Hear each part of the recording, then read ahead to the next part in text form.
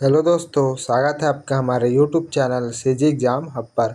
आज हम इस वीडियो के माध्यम से छत्तीसगढ़ में होने वाली प्री बीएड और डीएड के ऊपर प्रश्न देखेंगे, जिसमें हमारा आज का टॉपिक है प्रभावी शिक्षण के तरीके और मूलभूत अवधारणाएं। इनमें हम 25 प्रश्न देखेंगे जो हमारे प्रीवियस ईयर क्वेश्चन पेपर से मिलते जुलते रहेंगे। तो चलिए शुरू करते हैं आज का पहला प्रश्न। पहला प्रश्न है, प्रभावी शिक्षण का सबसे महत्वपूर्ण कारक क्या है? अगर आपको इसका सही उत्तर पता हो दोस्तों तो कमेंट बॉक्स में ज़रूर कमेंट करें, और हमारे चैनल में अगर नए हैं तो चैनल को सब्सक्राइब कर बेल आइकन प्रेस कर दें, ताकि हमारी सभी वीडियो आप तक जल्दी से जल्दी पहुंच जाए। अगर आपको हमारा आवाज़ अच्छे से समझना है तो आप पढ़कर खुद भी जान सकते हैं। तो इसका पहला ऑप्शन है शिक्षण का उच्च विद्वता स्तर और डिग्रियां। दूसरा ऑप्शन है शिक्षक द्वारा संप्रेषण की जाने वाली विषय वस्तु की स्पष्टता। तीसरा ऑप्शन है शिक्षक का प्रभावशाली व्यक्तिगत और पहनावा। चौथा ऑप्शन है कक्षा में सन्नाटा बनाए रखने की क्षमता। तो इसका सही उत्तर है ऑप्शन नंबर बी, शिक्षक द्वारा संप्रेषित की जाने वाली विषय वस्तु की स्पष्टता। स्पष्टीकरण देखें तो शिक्षक की प्रभावशालीता इस बात पर निर्भर करता है कि शिक्षण कितनी सरलता और स्पष्टता से अवधारणाओं को छात्रों तक पहुंचा पाता है। यदि विषय वस्तु स्पष्ट नहीं है तो अन्य सभी कारक गैन हो जाएंगे, यानी खराब हो जाएंगे। अगला प्रश्न है, करके सीखने के सिद्धांत पर आधारित सबसे प्रभावी विधि कौन सा है?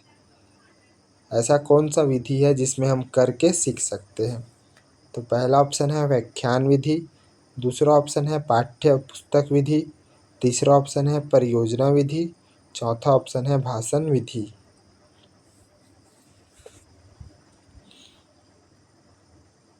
तो इसका सही उत्तर होगा ऑप्शन नंबर सी, परियोजना विधि। हम किसी भी चीज़ को प्रोजेक्ट बनाकर सीख सकते हैं।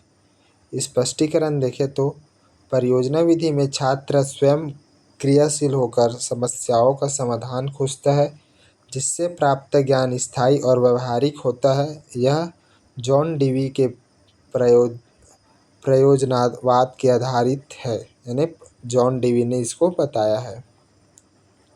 अगला प्रश्न है, कक्षा में अनुशासनहीनता की स्थिति में एक शिक्षक को क्या करना चाहिए? पहला ऑप्शन है छात्रों को कठोर शिक्षण दंड देना चाहिए। दूसरा ऑप्शन है कक्षा छोड़कर चले जाना चाहिए और प्रधानाचार्य को शिकायत करनी चाहिए। तीसरा ऑप्शन है अनुशासनहीनता के कारणों का पता लगाना, सुधारात्मक कदम उठाना चाहिए। चौथा ऑप्शन है सभी छात्रों पर भारी जुर्माना लगाना चाहिए।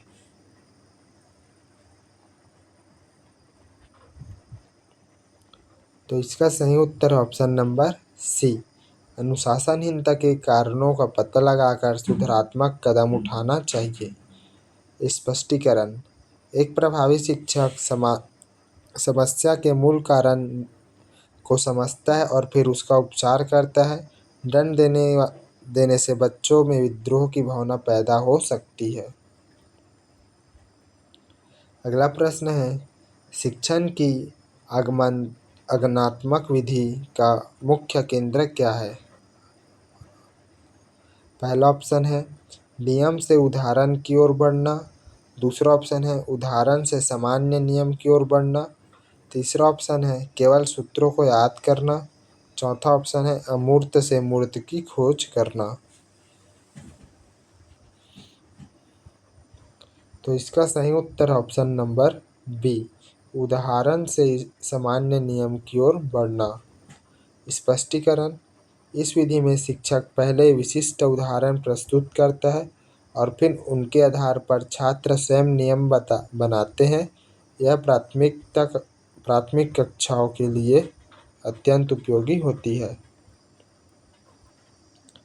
अगला प्रश्न है, एक शिक्षक को अपने छात्र का नाम क्यों जानना चाहिए? पहला ऑप्शन है केवल उपस्थिति दर्ज कराने के लिए। दूसरा ऑप्शन है छात्रों के साथ व्यक्तिगत संबंध और बेहतर शैक्षणिक वातावरण बनाने के लिए। तीसरा ऑप्शन है सजा देने में आसानी के लिए। चौथा ऑप्शन है इनमें अभिभावकों से शिकायत करने के लिए। तो इसका सही उत्तर है ऑप्शन नंबर बी, छात्रों के साथ व्यक्तिगत संबंध और बेहतर शैक्षणिक वातावरण बनाने के लिए।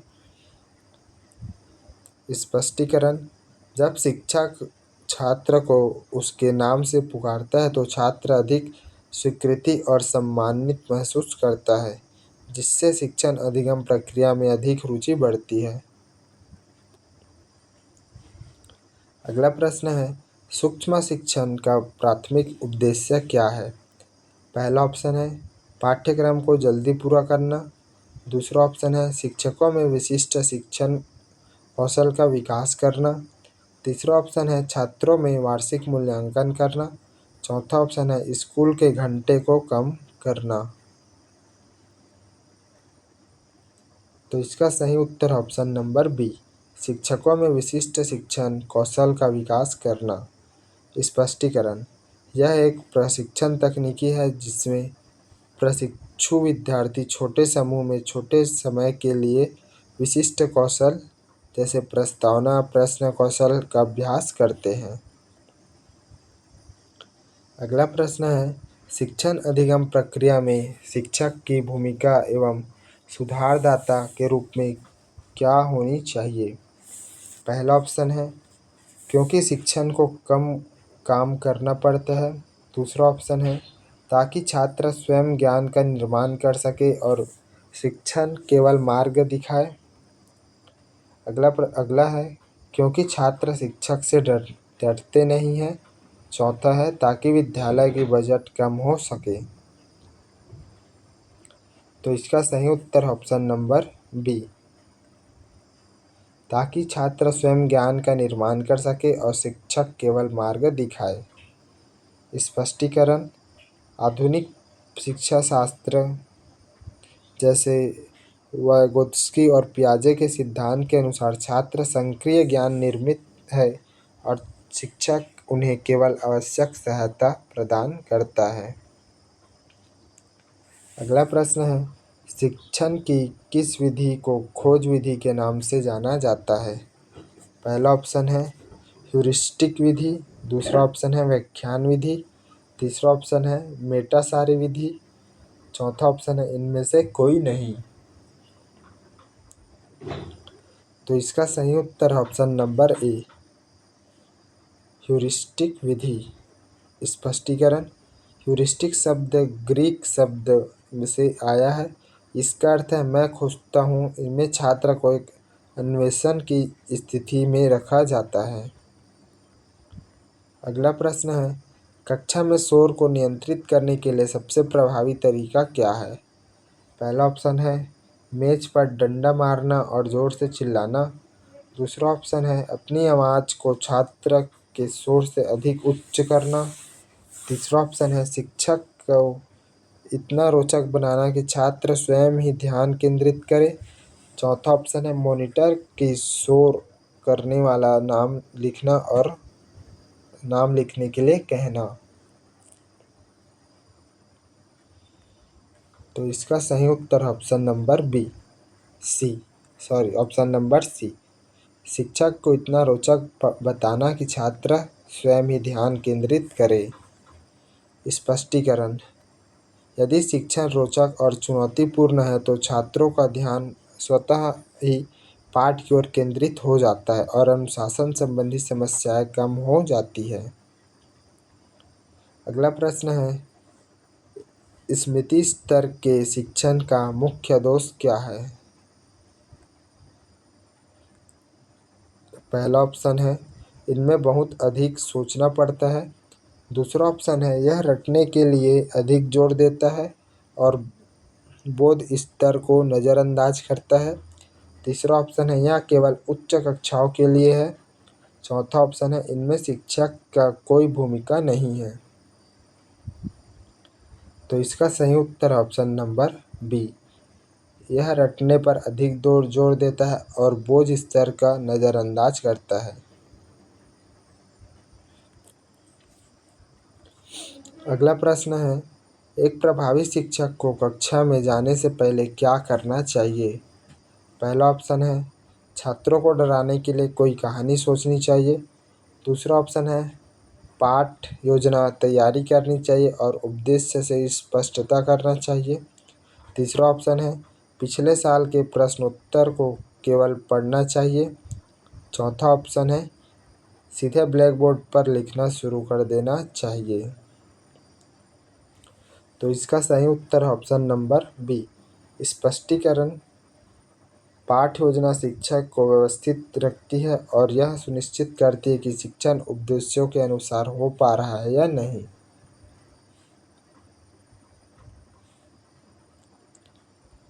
अगला प्रश्न है, यदि कोई छात्र अपनी कक्षा में बार बार प्रश्न पूछता है तो आपकी प्रतिक्रिया क्या होगी? पहला ऑप्शन है उसे चुप करा देंगे ताकि वह समय बर्बाद करता है। दूसरा ऑप्शन है उसे प्रोत्साहित करेंगे और उनके प्रश्नों का समाधान करेंगे। तीसरा ऑप्शन है उसे कक्षा के बाद मिलने के लिए कहेंगे और डांटेंगे। चौथा ऑप्शन है उसे मूर्ख घोषित कर देंगे।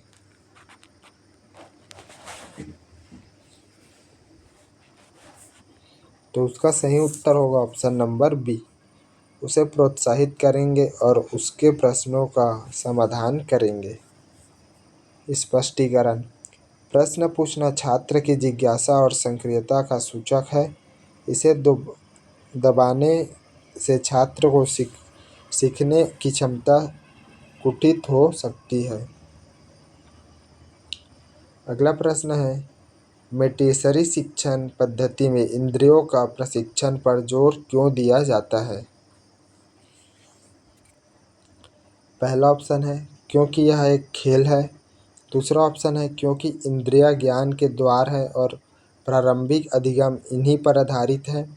तीसरा ऑप्शन है क्योंकि इनमें किताबें नहीं होती। चौथा ऑप्शन है क्योंकि यह बहुत पुरानी पद्धति है।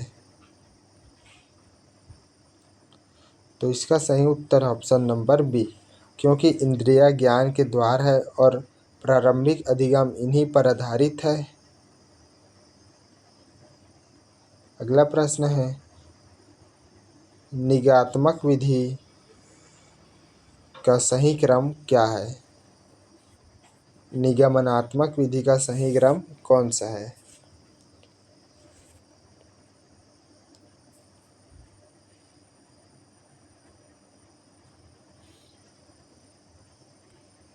तो इसका सही उत्तर है ऑप्शन नंबर बी, नियम उदाहरण निष्कर्ष। अगला प्रश्न है, प्राथमिक स्तर पर शिक्षण का सबसे उपयुक्त विधि कौन सी है? पहला ऑप्शन है प्रयोगशाला विधि। दूसरा ऑप्शन है खेल विधि। तीसरा ऑप्शन है व्याख्या विधि। चौथा ऑप्शन है चर्चा विधि।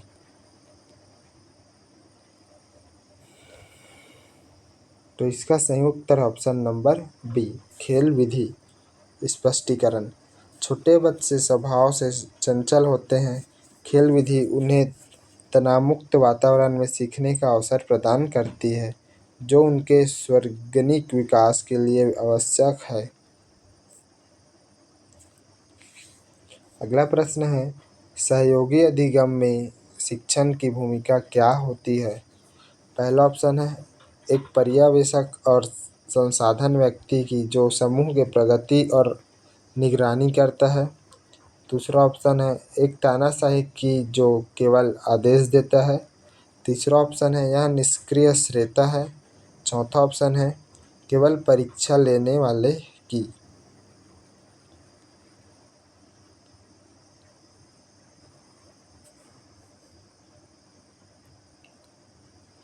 तो इसका सही उत्तर है ऑप्शन नंबर ए, एक पर्यवेक्षक और संसाधन व्यक्ति की जो समूह की प्रगति और निगरानी करता है। अगला प्रश्न है, शिक्षण अभिरुचि के अंतर्गत व्यावसायिक नैतिकता का क्या अर्थ है? पहला ऑप्शन है अधिक ट्यूशन पढ़कर पैसा कमाना। दूसरा ऑप्शन है अपने शिक्षण कार्यों के प्रति पूर्ण निष्ठा और छात्रों के प्रति संवेदनशील रखना। तीसरा ऑप्शन है केवल स्कूल के घंटों तक ही काम करना। चौथा ऑप्शन है केवल प्रधानाचार्य के आदेशों का पालन करना। तो इसका सही उत्तर है ऑप्शन नंबर बी,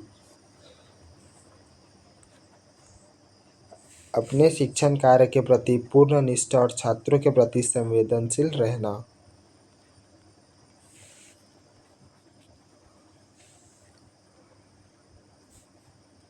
अगला प्रश्न है, यदि आपकी कक्षा का कोई छात्र शारीरिक रूप से विकलांग है तो आप उसके साथ कैसा व्यवहार करेंगे? पहला ऑप्शन है उस पर दया करेंगे और उसे कम पढ़ाएंगे। दूसरा ऑप्शन है उसे न्याय सामान्य छात्रों के साथ समावेशी वातावरण में समान अवसर प्रदान करेंगे। तीसरा ऑप्शन है उसे अलग कमरे में बिठाएंगे। चौथा ऑप्शन है उसे स्कूल छोड़ने की सलाह देंगे। तो इसका सही उत्तर है ऑप्शन नंबर बी, उन्हें अन्य समान छात्रों के साथ समावेशी वातावरण में समान अवसर प्रदान करेंगे, जिससे उसको ज़्यादा कंफर्टेबल महसूस हो। अगला प्रश्न है, प्रोजनी आधारित शिक्षण या करके सीखने बच्चों के किस गुण का विकास करता है? पहला ऑप्शन है नकल करने की प्रक्रिया। दूसरा ऑप्शन है आत्मविश्वास और समस्या समाधान कौशल। तीसरा ऑप्शन है शिक्षक पर निर्भरता। चौथा ऑप्शन है केवल रटने की क्षमता।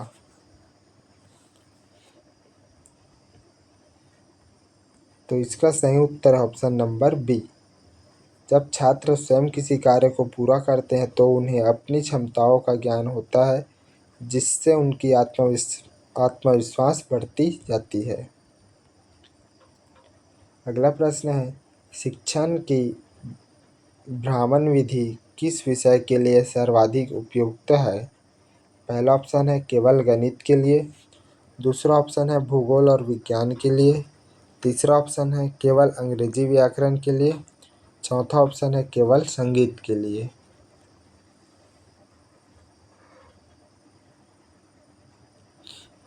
तो इसका सही उत्तर है ऑप्शन नंबर बी, भूगोल और विज्ञान के लिए। अगला प्रश्न है, सूक्ष्म शिक्षण चक्र की कुल अवधि कितनी होती है? पहला है 10 मिनट। दूसरा है 36 मिनट। चौथा है 60 मिनट। तीसरा है 120 मिनट। तो इसका सही उत्तर है ऑप्शन नंबर बी, 36 मिनट। अगला प्रश्न है, एक शिक्षक को अपने अध्यापन में विविधता क्यों लानी चाहिए? पहला ऑप्शन है छात्रों को केंद्रित करने के लिए।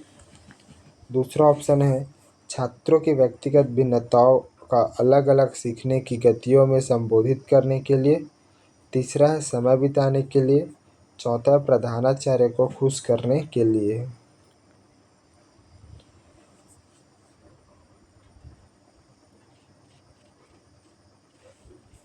तो इसका सही उत्तर है ऑप्शन नंबर बी, छात्रों की व्यक्तिगत भिन्नता को अलग अलग सीखने की गतियों को संबोधित करने के लिए। अगला प्रश्न है, निदानात्मक परीक्षण का उद्देश्य क्या है?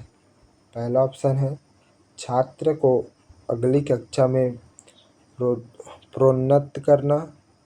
दूसरा है छात्रों की सीखने की विशिष्ट कठिनाइयों और कमियों की पहचानना। तीसरा ऑप्शन है छात्रों को छात्रवृत्ति देना।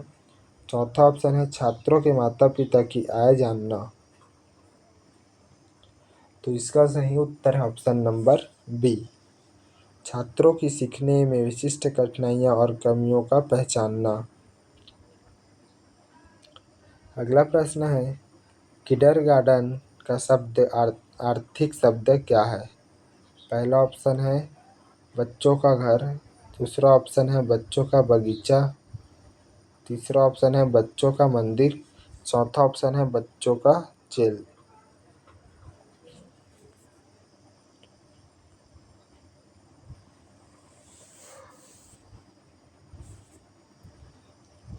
तो इसका सही उत्तर है ऑप्शन नंबर बी, बच्चों का बगीचा। हमारा आज का आखिरी आखिरी प्रश्न है, अध्यापन शुरू करने से ठीक पहले प्रस्तावना क्यों आवश्यक है? पहला ऑप्शन है छात्रों को डराने के लिए, दूसरा ऑप्शन है नए पाठ को छात्रों के पूर्व ज्ञान से जोड़ने के लिए, तीसरा ऑप्शन है शिक्षक की आवाज़ की जांच के लिए, चौथा ऑप्शन है ब्लैक बोर्ड साफ करने के लिए। तो इसका सही उत्तर है ऑप्शन नंबर बी, नए पाठ को छात्रों में पूर्व ज्ञान से जोड़ने के लिए। तो इसी के साथ ही हमारा 25 प्रश्न पूरा होता है दोस्तों। अगर आपको थोड़ा सा भी इंफॉर्मेटिव लगा हो तो चैनल को सब्सक्राइब कर बेल आइकन प्रेस कर दें और प्यारा सा कमेंट ज़रूर करें, वीडियो को लाइक ज़रूर करें। मिलते हैं अगले वीडियो में, तब तक आप हमारे चैनल में जाकर और वीडियो देख सकते हैं।